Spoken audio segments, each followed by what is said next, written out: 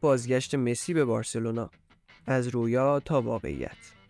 رویایی که مدیر عامل بارسلونا در مصاحبه جدیدش به صورت خیلی یواشکی اونو تایید کرده. حالا توی این ویدیو میخوایم این انتقال رو بررسی بکنیم و ببینیم که اصلا این انتقال ممکنه یا در حد شایع است.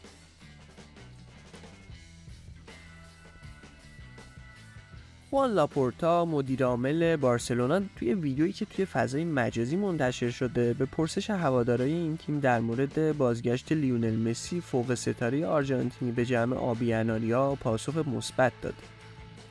قرارداد مسی با باشگاه پاریس سن ژرمن تابستون امسال به پایان میرسه و توی بحبوحه شدید تشنج‌ها بین مسی و هواداران پاریس بعد از قهرمانی مسی به همراه آلبیسلسته در جام جهانی 2022 آینده اون در حالی از ابهام قرار داد. کوچ به لیگ برتر آمریکا و بازی برای تیم آتلانتیک از جمله شایعات در مورد مسی و علاوه بر این اینتر میامی که مدیریت اونو دیوید بکام ستاره اسبق تیم ملی انگلیس بر عهده داره مقصد محتمل برای اون محسوب میشه. الهلال هم که 1 سال پای ثابت پیشنهادهای مسی.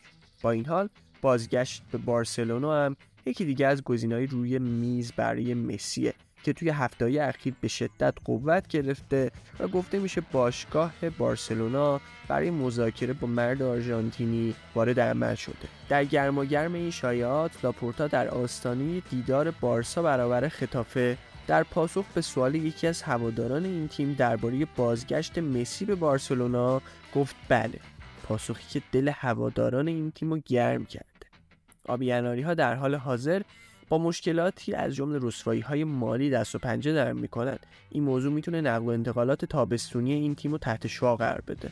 رافا یوسته نایب رئیس بارسا هم به تازگی از مذاکرات جاری با مسی پرده برداشته، اما هیچ چیز به طور رسمی رسانه‌ای نشده. نشریه آس اسپانیا در گزارش غافلگیر کننده مدعی شده بود که باشگاه بارسلونا در دوران ریاست جوزپ ماریو بارتومئو مدیر عامل سابق این باشگاه طی 3 سال مبلغ 1.5 میلیون دلار به خوز ماریا انریکز نگریرا نایب رئیس اسبق کمیته فنی داوران فدراسیون فوتبال اسپانیا پرداخت کرده.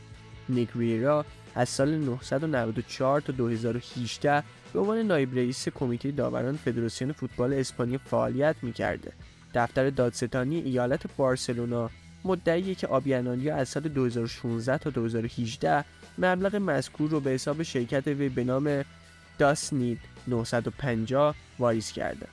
بر اساس گزارش مذکور نگریرا که سابقه قضاوت در لالیگا رو هم در کارنامه داره، توی سالهای 2016، 17، 18 به ترتیب 571، 580 و 341 هزار دلار دریافت کرده.